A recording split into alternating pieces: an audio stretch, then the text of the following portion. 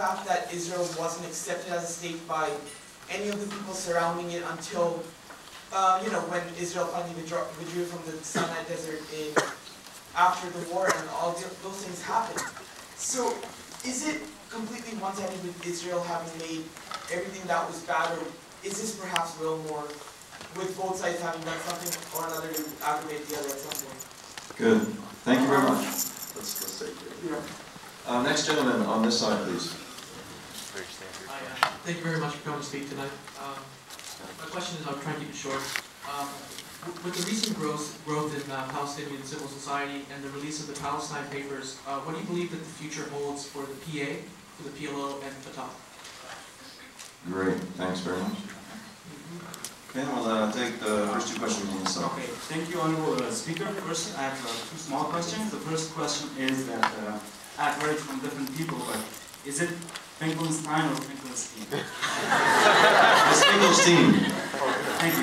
And my second question is, earlier you mentioned that Israel has done anything, military attacks and collective punishment to basically destroy the Gaza civilization, as you mentioned.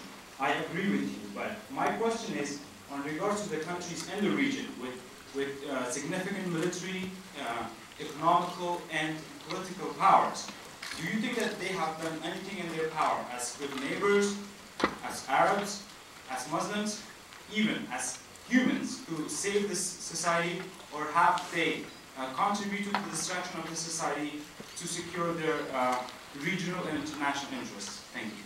Thanks. And young lady, yes, please go ahead. Hi, I just want to say, I'm Egyptian myself, so when you gave that information about what happened in Egypt at the time, I really appreciate that, because it helped me understand the problem more. But my question is, do you think that peace in Palestine can ever be attained through nonviolent actions? Great. Thanks so much. Okay, the first question is that whether my depiction of the broad outlines of what happened in Israel and its Arab neighbors, whether my depiction is one-sided. What I would strongly recommend, there's a very good book that was written by an Israeli political scientist whose name is Ze'ev Ma'oz, and the book is entitled Defending the Holy Land. And what Ma'oz does is he devotes approximately 800 pages to going through every single war that Israel fought with its Arab neighbors, and low-intensity conflicts as well, the First and Second Intifada. So he goes through every one from 1948 to the present. And his conclusion, I can't give it to you verbatim because I don't have the text in front of me, but I can promise you I'm getting it almost exactly verbatim. He said, with the possible exception of 1948, with the possible exception of Israel's War of Independence in 1948, every war that Israel fought was a war of choice. There was no issue in any other war except 1948 where Israel was compelled or forced to go to war. They went to war because they chose to go to war. And Ma'oz, he summarizes, he reaches these conclusions not so much through original research, though there's original research. What he does is he goes through all the scholarly evidence, and that's the conclusion he reaches. 56, 67, 82, 1993, 96, 2006. These are all wars of choice by Israel. That's his conclusion. He mentions specifically the case of the 82 war. It was just like what happened in Gaza in 2008. In July 1981, there was a ceasefire negotiated between Israel and the PLO, which was stationed or headquartered in South Lebanon. Everybody agrees, the Israelis acknowledge, the PLO kept to the ceasefire. The problem was the PLO wanted a peace agreement and a state in the West Bank and Gaza. Israel didn't want to withdraw from the West Bank and Gaza, and so they had a problem. They had a nice term for it. You know what they called it? Our problem is the PLO's peace offensive. They wanted peace. And the only way to defeat the peace offensive was by destroying the PLO. That's why they attacked Lebanon in 1982. Not because the PLO was firing rockets into the northern Galilee, but because the PLO was respecting the ceasefire.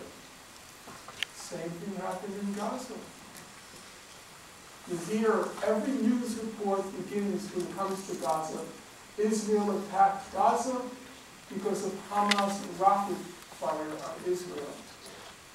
Don't blame. It's a ceasefire. Hamas was careful to maintain the ceasefire. If Israel didn't want rocket attacks from Hamas, all it had to do was respect the ceasefire. Amnesty International. The ceasefire held for 4.5 months. It broke down because Israel invaded Gaza. Same thing happened with the PLO. The future of the PLO, the future of the Palestinian Authority, the so-called Palestinian so-called authority in the West Bank. It's interesting that Palestinian Authority, because Israel, the United States, they keep putting forth the Palestinian Authority as the model of bringing democracy and building a state in the Arab world. They're always keeping praise on Mr. Abbas, on Mr. Fayyad, on the Palestinian security forces, which have been trained by Lieutenant General Dayton and by the French. This is bringing democracy to the Arab world. So let's look at it. According to human rights organizations, there's now more torture in the West Bank than there ever was even under direct Israeli rule. That's bringing democracy, American style, to the Arab world. For the first time, you talk to people in the West Bank, when the Israelis control the West Bank, they didn't really care what you said. You could shoot your mouth off. They just cared what you did. Now, for the first time, under that American-style democracy in the West Bank, people are afraid to speak. Not just to do, they're afraid to talk. They love this guy Abbas. They love this guy Abbas. In fact, in the whole Arab world, there was only one place where there was a public demonstration in support of Mubarak during the Egyptian Revolution. Where? In the West Bank. It was organized by Abbas. So of course they love Abbas. Abbas, he's the American man. They love Abbas. Everybody in this room knows that Ahmadinejad, he's a Holocaust denier. Who doesn't know that? Everybody knows that. You really have to be brain dead twice over not to know that. But in fact, there's another Holocaust denier in the Arab world. Abbas.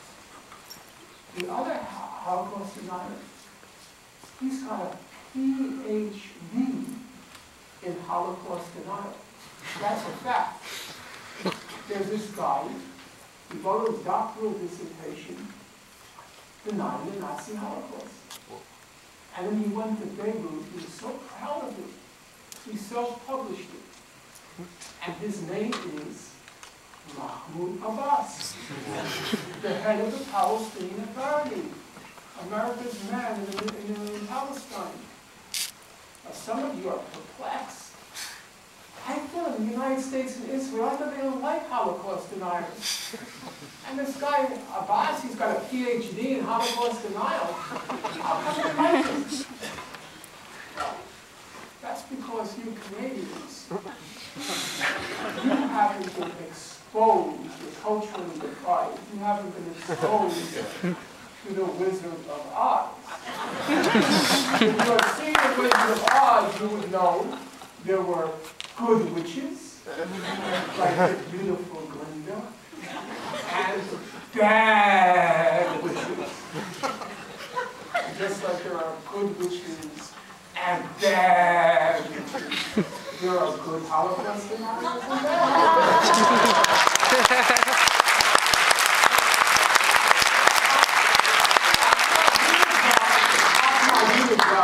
He's a bad.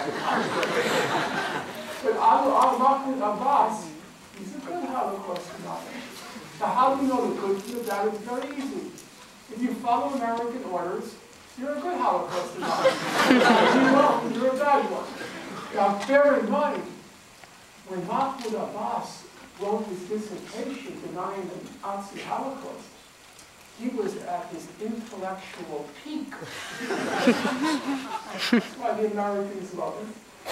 The Americans, don't kid yourselves, the Americans, the British, the French, the Italians, the Germans, they were all very upset about this Egyptian revolution. They were all feeling very uncomfortable with it. The reason they were feeling uncomfortable is they began to worry. They were worried because they like stupid Arabs. They like stupid Muslims. They like Arabs and Muslims whose internal selves are broken. And they got worried. Mr. Nasrallah, the head of Hezbollah, he gave a speech a few months ago. And he said, you know these Israelis? Israel, unlike any other country on earth, they tell you exactly what they're going to do. He says, you just read in the newspaper, it says, we're going to attack Lebanon, the Monday we're going to attack this and that. They put it right in the papers. And he said, you know why they do it? He says, because they know the Arabs don't read. That's what he said. They know, the Israelis know Arabs don't read. But he said, there's one difference between there's one difference between our resistance and the other resistances to Israel. He said, we read. And that's the problem. They're afraid they're like Saturday. Okay, he's not Lenin, he's not Che Guevara, but he's not a pushover. He's got his dignity. When he was the head of the IAEA, the International Atomic Energy Agency, he said, we have no right to attack Iraq. There's no evidence that Saddam Hussein has weapons of mass destruction. And the Americans tried to engineer an election to get rid of him. And he said, you have no right to attack Iran. They have no weapons of mass destruction. He might not be a radical, as some may wish, but he's not a pushover. He's not a moron, like Mr. Mubarak. The only book he ever read in his life was The Complete Guide to Chewing Grass.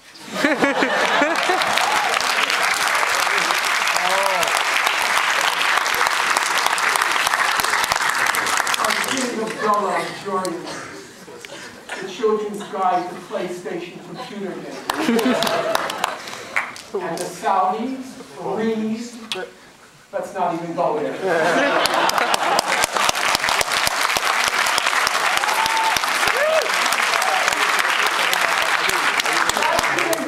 In charge, when exactly what Ben Gurion said, he said he's terrified